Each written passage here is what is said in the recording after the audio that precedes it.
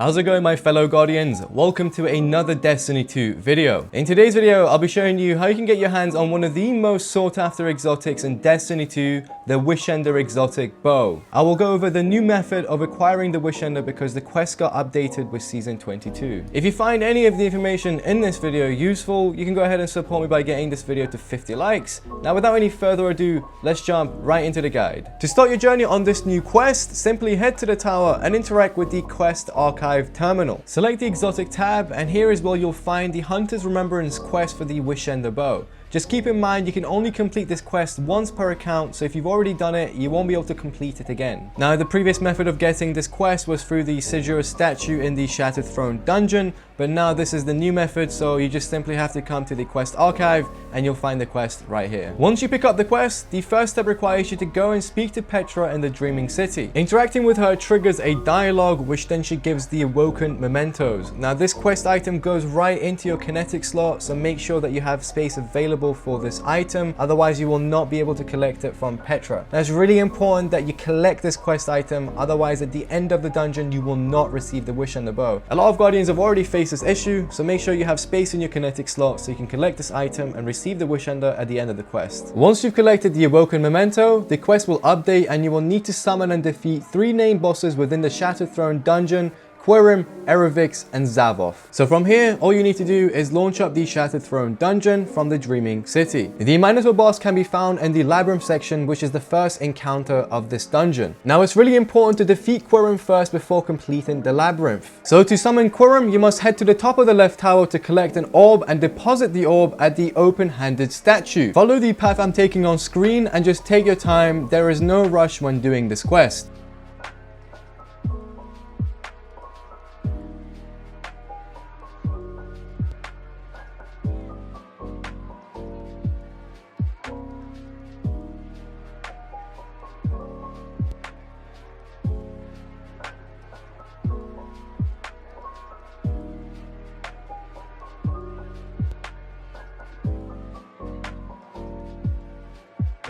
Once you deposit the orb at the open-handed statue, the Minotaur boss Querim will spawn right behind you. Just keep in mind, once you've gone ahead and killed the first Minotaur, a second one will spawn as well, so make sure you kill both of them. After the 2 Minotaurs have been defeated, you will receive progress on your quest and the first boss will be ticked off. Now you can complete the Labyrinth Mechanics. To do this, you must defeat adds as well as a mini-boss at 6 different locations. Once the group of adds have been cleared, a new symbol will appear, which is where you must clear the next group of adds. The order of the symbols is random, but the locations remain the same. So I've gone ahead and left a map of the labyrinth on screen. You can use this to navigate around this encounter and just find those symbols a lot quicker. The next boss is Eriviks, and he's located within the descent, and you must complete a series of mechanics to summon him.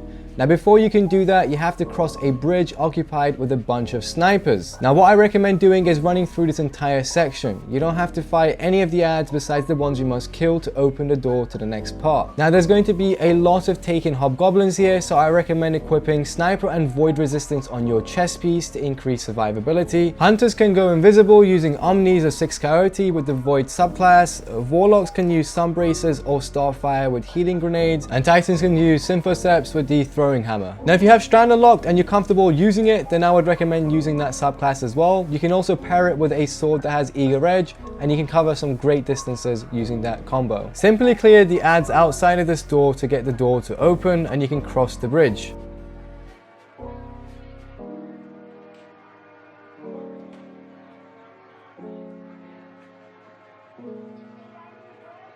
Once you've made it across the bridge and you head up the stairs, you'll reach the next room where you must pick up and deposit the orb at the open-handed statue. You can find the orb by the first ogre spawn on the pillar that's on your right. I recommend using the malfeasance for this section since it melts to taken ogres from a distance, otherwise a bow should be suffice. Go ahead and kill the ogres, then make your way to the pillar that has the orb.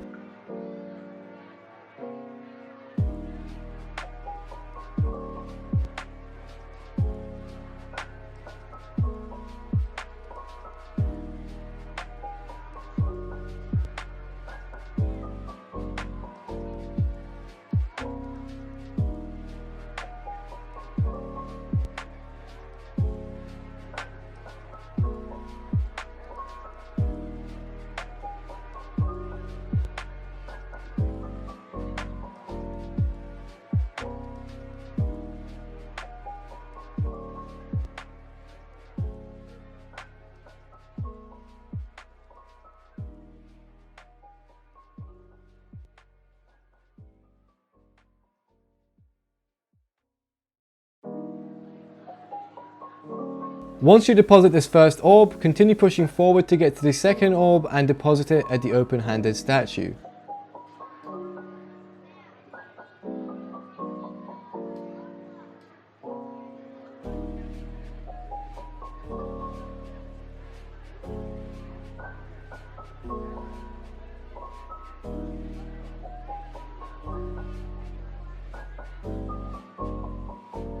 When you reach this room, head up the first steps and go to the room on your right where you'll find the second orb you must carry and deposit. In this little section, you're going to be slowed and taken thrall will be chasing you, so simply grab the orb and run to the next statue you must deposit at. You can get through this section fast by pressing jump once, followed by melee attack, which allows you to bunny hop out of here. Keep doing the jump and melee and you can get past all of the thrall before they can even catch up to you.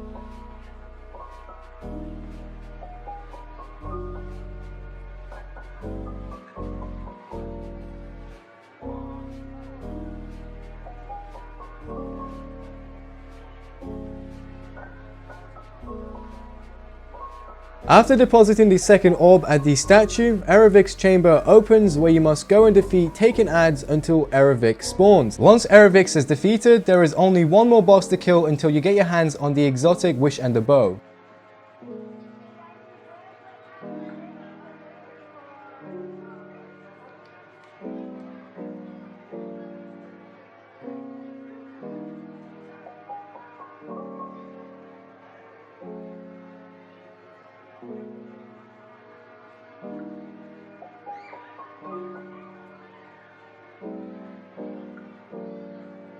Once Eriviks is defeated, head out the same way that you entered from and go towards your left, and there's going to be a wall that you can scale and get across to the next section. Just be careful when going across here because there's blights on the floors and walls as well as kobold that can push you off of the edge. If you have strand and eager edge, then you can just get across this whole bit very easily.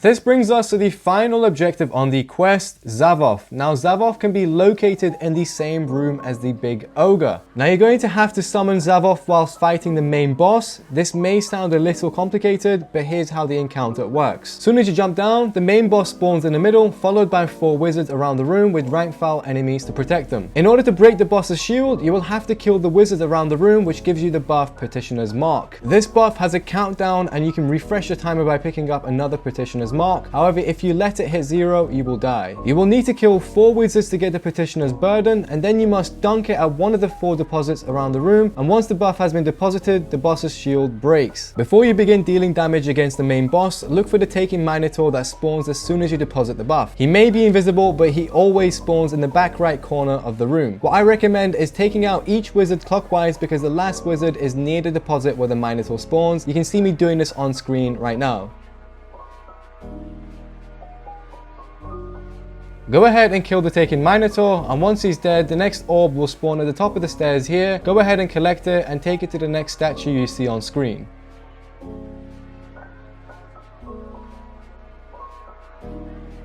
Once you deposit the orb, turn around and Xavoth spawns right behind you. The main objective now is to kill Xavoth, so if you die, the quest has already progressed, and when you respawn, you just have to kill the main boss. Once Xavoth spawns and moves around, he tends to float around the big ogre, so keep your distance and take your time. I suggest not killing any of the wizards until Xavoth is defeated, that way you have all the time you need to take him out.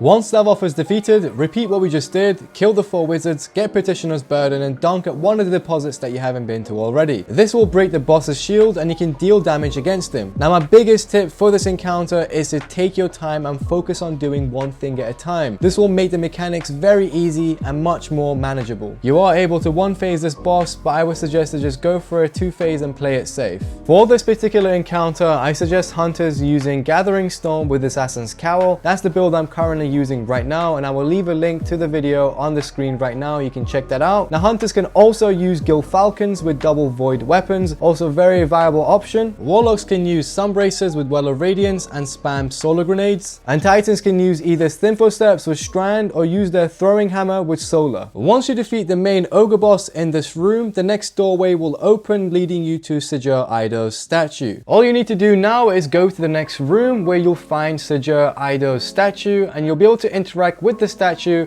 which will then conclude the quest and reward you with the Wishender exotic bow. If you face any glitches or bugs with this quest, leave a comment down below and I'll get back to you. Now anyway Guardians, I believe we've reached the conclusion of this video. If you found any of the information in this video useful, you can go ahead and support me by getting this video to 50 likes. Also, if you're new to the channel, I'm currently on the road to 10,000 subscribers, so go ahead and subscribe and turn on the bell icon so you don't miss out on any of my future Destiny 2 content. As always, my fellow Guardians, have a wonderful day and peace out.